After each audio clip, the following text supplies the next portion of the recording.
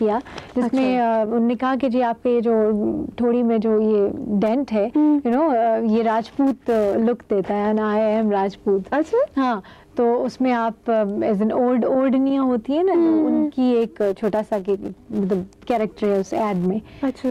तो वो मैंने किया, मगर मैंने काम बहुत मुश्किल पाया है इसमें बहुत। हालांकि हम लोग तो 30-40 सेकंड्स में देख के ख़त्म कर लेते हैं, मगर बहुत मुश्किल काम है इसके लिए। बड़ा अब रेत में चल रहे हैं, और फिर अब जाके जब मैं एज ए सिंगर इस्टेब्लिश हो चुकी हूँ, सब मुझे एज ए सिंगर जानते हैं, तो अब कुछ सूट नहीं करता मुझे। मैं ये समझती हूँ कि वो उनको ज़रा मुश्किल हो जाती है ऑब्वियसली। आई डोंट नो, मतलब इंसान का अपना पॉइंट ऑफ व्यू है, लेकिन आई डू बिलीव कि अगर आप मॉडलिंग भी करोगे तो आप पे बहुत ज़्यादा सूट करेगा। और आप कह रहे हो मॉडलिंग डिफिकल्ट है, आई थिंक टेलीविज़न का व्यूअर्स कोई भी काम हो वो अपनी जगह बहुत मुश्किल है। आई मीन एक गाना आप ले लीजिए, उसे कंपोज करना, उसे लिखना, फिर उसको रिकॉर्ड करना, video banana, every stage is very difficult. आप बात कर रहे थे कि आप सिर्फ सिंगिंग पे कॉन्सेंट्रेट करना चाहते हो, लेकिन पाकिस्तान का सिंगिंग एरिना, बल्कि ना सिर्फ पाकिस्तान बल्कि ऑल ओवर द वर्ल्ड जो सिंगिंग का एरिना है, दिस फील्ड ऑफ सिंगिंग अब इतना एक्सपैंड कर चुकी है, इसमें इतने सिंगर्स हैं, इतना कंपटीशन बढ़ गया है क्वालिटी वाइज हर लिहाज से। तो आपको कभी फील नहीं होता कि अगले चंद सालों में मैं कहाँ हूँ, सर्वाइव करूँगी भी कि नहीं करूँगी? नहीं माविश, बल्कि ये है कि अगर जब तक हमारे लिए कंपटीशन नहीं होगा ना, तब तक हम लोगों का पता कैसे चलेगा कि हम कितने पानी में है ना, तो हम क्या करते हैं, हम कैसा गाते हैं, और जो दूसरा सिंगर है वो कैसा गाता है। बिल्कुल। तो हम डिफरेंशिएट नहीं कर पाएंगे। कंपटीशन से यू गेट टू इम्प्रूव। बिल्कुल, ये भी है। बिल्कुल। तो यू हैव हर किस्म का एक्सपीरियंस है चैनल से, काम डिफरेंट चैनल्स के साथ आपने काम भी किया है, तो इंटरनेशनल चैनल्स आपका क्या ख्याल है कि मतलब क्या चीज़ ज़्यादा काउंट करती है, क्या स्टैंडर्ड है? इज इट बेसिकली क्या क्वालिटी है या फिर क्वांटिटी है? आपका अपना पॉइंट ऑफ व्यू क्या इसके बारे में? मैं समझती हूँ कि तो बड़ा एक मशहूर कहावत है कि आपको क्वालिटी पे जाना चाहिए, क्वांटिटी पे नहीं। और वही बात है कि अगर आप क्वालिटी अच्छी दे रहे हैं किसी चीज़ की, तो अगर वो कम भी है तो वो अच्छी लगती है। अच्छा, तो हमें ये भी बताइए कि अपने अलावा और कौन सा सिंगर है जिसको आप अप्रिशिएट करते हो, उसकी आवाज़ को आप पसंद करते हो, उसके गाने आप वैसे भी फारे वक्त में सुनते हो? मुझे महनाज आपा की आवाज़ बहुत पसंद है। उनकी जो टोन है वो शायद बिकॉज मेरी थोड़ी सॉफ्ट टोन है, इसलिए मुझे ज़रा सॉफ्ट आवाज़ें ज़्यादा अट्रैक्ट करती हैं। और मेल सिंगर्स में मुझे सजाद अली बहुत पसंद है। एक गाने पे आपको कितना टाइम लगता है?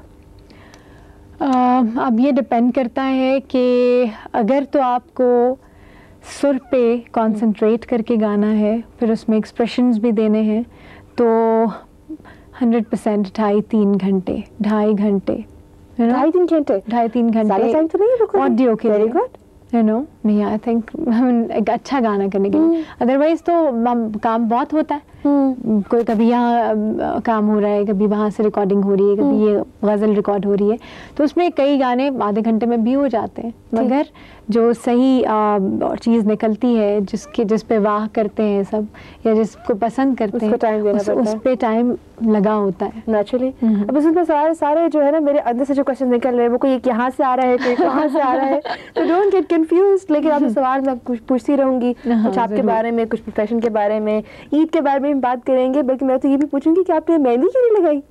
बस मैं कुछ माविश, मेरी बड़ी प्रॉब्लम ये है कि जो मेरे नेबर्स हैं ना, उनमें बच्चियाँ बहुत हैं। अच्छा। तो वही होता है हमेशा कि मैं कोन्स वगैरह लगाते ले आती हूँ। बिल्कुल। और फिर उस वक्त आलम ये होता है कि ये जो अंगूठा होता है ना, तो कोन पकड़ने के लिए आपको बड़ी प्रॉब्लम करनी पड़ती है, तो ये इतना ज़्यादा दुखने लग जाता है कि मेरी में बिल्कुल हिम्मत नहीं होती है। जी नेक्स्ट टाइम जब आप ईद पे आएंगी तो मेहंदी लगी हुई हो बिल्कुल। तो फरिया, आप एक काम कीजिए, अपनी फेवरेट सिंगर महनाज का थोड़ा सा कोई सा भी गाना हमें गुनगुना के सुनाई। Okay, very tricky job. Easy for you because you're a singer. Okay. भीगे भीगे मौसम में भीगी भीगी वादियाँ रे ओ, भीगे भीगे मौसम में भीगी भीगी वादियाँ, जैसे कोई सपनों में मिले जाने मेरा तन मन क्यों जले, कैसे काटूं रतियाँ भीगे भीगे मौसम में, भीगी भीगी वादियाँ। आज इन स्पेसिफिक इसलिए कि हमारे पास आज फरिया परवेज मौजूद है और इसके अलावा हम आपको दिखा रहे हैं कुछ अच्छे अच्छे प्रोग्राम्स। एंड वंस अगेन मेरी तरफ से और फरिया की तरफ से आप सबको बहुत बहुत ईद मुबारक। बहुत बहुत ईद मुबारक जनाब। अब सबसे पहले तो आप मुझे ये बताएं कि जब आप पहले जब ईदी मिलती थी तो एक तो मुझे ईदी की जो खुशी होती थी वो ईद की खुशियों को दोबारा कर देती थी। बिल्कुल सही, बिल्कुल सही। और पता है क्या, वो जो होती है ना, ऑब्वियसली घर पे जो भी बड़ा होता है, मेरे फादर उस दिन उस वक्त ना जब वो नमाज पढ़ के आते हैं ना वापस, तो वो सबसे अच्छे लग रहे होते हैं तो वो जबरदस्ती मिलती थी कि आराम से मिल जाए। नहीं, वो पहले कहते हैं बेटा इस दफ़ा शायद मुझसे ना हो सके, और अब बड़े हो गए हैं, अभी कोई रिवायत तो ना हो, अभी कोई बात तो ना हुई। पहले काफ़ी इस तरह से वो करते थे और मतलब बहुत मज़ा आता है। आई थिंक 2-3 स्टेजेस होती है ना, एक जब आपको ईदी मिल जाती है आराम से, फिर दूसरी स्टेज होती है जब आपको ईदी देनी पड़ती है, बिल्कुल, और तीसरी स्टेज होती है जब आप जबरदस्ती ईदी ले लेते हैं कि बस भी बहुत हो गई, हर ईद पे हमें ईदी देनी पड़ती है कि नहीं? वेल एनीवे, फरिया से बातें हो रही हैं और मैं जानना चाह रही हूँ आपके प्रोफेशन और आपके करियर के बारे में, बिकॉज आई एम श्योर कि हमारे जितने व्यूअर्स इस वक्त बैठे हुए हैं वो आपके बारे में ज़्यादा जानना चाहेंगे। और जब मैं आपको देखती थी टेलीविजन पे तो कुछ क्वेश्चन ऐसे होते थे जो मैं सोचती थी कि जब फरिया कभी मिलेंगी तो उनसे ज़रूर पूछूंगी कि ऑन स्टेज और वैसे भी वीडियोस में मैंने हमेशा देखा कि आपने बड़ी ईस्टर्न ड्रेसेस पहने हैं, खुस्सा हो गया, चूड़ीदार पजामा हो गया, कुर्ते हो गए, तो व्हाई इज दैट? कभी आपने वेस्टर्न ड्रेस ट्राई नहीं किया? कभी आपको देखा भी नहीं वेस्टर्न ड्रेस में? नहीं माविश, कुछ इत्तफाकन कह सकते हैं कि कुछ हुआ ऐसा है कि एक तो खैर I love my parents very much, ये कहा जा सकता है कि उनके बगैर रह ही नहीं सकती, और वो जो कहते हैं ना, जो वो चाहते हैं उसके हिसाब से ऑब्वियसली जो मेरी कोशिश होती है मैं वैसी हो जाऊँ। तो मेरी मदर बड़ी हाउस वाइफ, मैंने बताया था, और उनका बड़ा स्टाइल है, लंबा दुपट्टा लेना और चादर और ये जो खुस्सा, ये बड़ी खूबसूरत जो होती है ना, कुछ घरों की अपनी एक स्टाइल होती है। इत्तेफाक कभी कुछ ऐसा हुआ है कि मैंने जितने भी वीडियोस बनाए हैं ना वो कुछ थोड़े से इसी तरह के जो मशरकियत वाले गाने थे, जैसे एक दिल बड़ा कमज़ोर है गाना था मेरा, और जैसे पतंगबाज है, जैसे ठुमरी हो गई, वो बिल्कुल ही वही लखनवी style and you know like that. तो कुछ हालांकि मेरे बहुत से वॉल्यूम्स में एक इंग्लिश गाना है, एक थोड़ा सा मॉडर्न गाना है, and I believe in versatility basically. बिल्कुल, अभी तो आर्टिस्ट वही होता है ना जो वर्सटाइल। हाँ, मगर इत्तेफाकन कुछ ऐसा हुआ कि जब भी वो दोनों गानों का मैं इम्तिजाज करती हूँ तो मुझे वो गाना ज़्यादा पसंद आ रहा होता है जो लगता है कि मशरकी है, क्योंकि आपका अपना मजाज भी कुछ ऐसा है ना, you like basically traditional by nature. I think से भी बहुत वेरी गुड।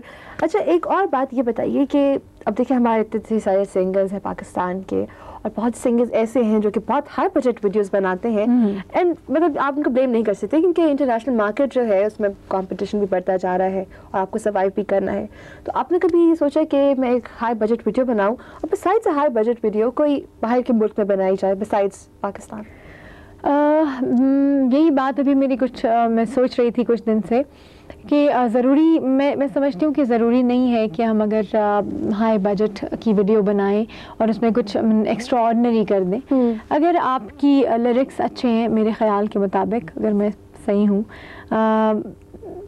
लिरिक्स अच्छे हों आपके और आपकी कॉम्पोजिशन अच्छी हो, आपका जो आपने कुछ ख्याल सोचा है जिसमें आप धुन बनाना चाहते हैं वो स्ट्रॉन्ग हो, तो यू नो बहुत क्यूट। आपसे मैं पूछना चाहूँगी कि पाकिस्तान के मार्केट में in specific, I mean international market की हम बात नहीं कर रहे, पाकिस्तान के मार्केट में एक फीमेल सिंगर का क्या स्कोप है? मेरा ख्याल है कि जो जिस तरह से रिस्पांस मुझे मिला, यू नो, बिकॉज मैं तकरीबन काम तो मैं तकरीबन यू नो अपनी 96 में मेरा फर्स्ट एल्बम रिलीज़ हुआ, और उससे पहले मैं कुछ एक दो ड्रामा किया, it was just a hobby that time. अब कुछ ऐसा है कि जब मैंने नया गाना गाया लोगों ने मुझे देखा, उनको एक डिफरेंट सी फीलिंग हुई होगी, बिकॉज मैं तो प्रोफेशनली, किसी को पता नहीं होता जब आप आई थिंक जब तक आपने सोचा ना हो कि आप प्रोफेशनल उसमें आ जाएंगे। तो अगर मुझे इस तरह का रिस्पांस मिला और वाकई इतना ज़्यादा पसंद किया जाता है, इतनी ज़्यादा मोहब्बत मिलती है, तो मैं समझती हूँ कि कोई भी अच्छा टैलेंट और कोई भी लड़कियाँ गाना चाहती हूँ, इवन अगर हम सिर्फ फीमेल्स की बात कर रहे थे, मगर लड़के भी अच्छा, जो भी कोई गाना चाहता है उनको बाहर आना चाहिए। और मेरी बड़ी ख्वाहिश है कि इस तरह वाकई जितना होगा कंपटीशन बढ़ेगा और उनको आहिस्ता आहिस्ता फ्यूचर संभालना है। आप हमें ये बताइए कि क्लासिकल सिंगिंग के लिए लिरिक्स का समझना एक सिंगर के लिए बहुत ज़रूरी है, बिकॉज उसके अकॉर्डिंगली आपको एक्सप्रेशंस देने पड़ते हैं। बिल्कुल। तो आप फारग वक्त में शेर व शायरी पढ़ते हो, वैसे भी किताबें पढ़ते हो? मुझे शौक़ है शायरी पढ़ने का, और ऑब्वियसली मुश्किल वाली नहीं, आसान वाली शायरी।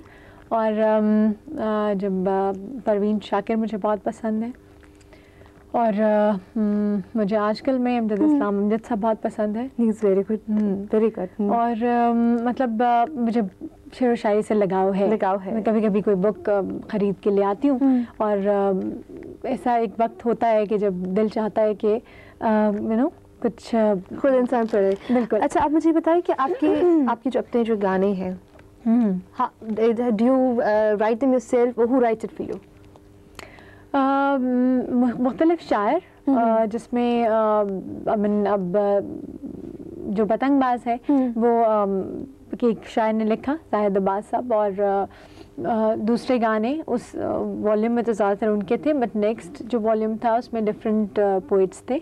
तो मैं समझती हूँ कि जो अच्छा लगे, जो अगर किसी ने मेहनत की हो, तो जो व्हाई नॉट, क्यों नहीं। बिल्कुल। और स्पेशली मतलब आपके अभी तक जितने गाने आए हैं, worth appreciating every one of them, सारे ही बहुत अच्छे गाने हैं। अच्छा, इसके अलावा एज ए सिंगर आपका क्या ख्याल है कि एक आर्टिस्ट को कितना वेल इन्फॉर्म्ड होना चाहिए, कितना वेल एजुकेटेड होना चाहिए, मतलब how important is it? Mavish, आजकल जो जिस दौर से हम गुजर रहे हैं, उसमें एक वक्त था जब सिर्फ टैलेंट जो था वो बहुत कुछ हुआ करता था, और वाकई उस दौर में टैलेंट बहुत कुछ था। मगर अब अगर मैं समझती हूँ तालीम का भी साथ होना चाहिए, मिल जाए, और आप परफॉर्मर भी हों, आप एजुकेटेड भी हों, तो वो एक तरह एक बात है ना, चार चांद लग जाते हैं। बिल्कुल बिल्कुल।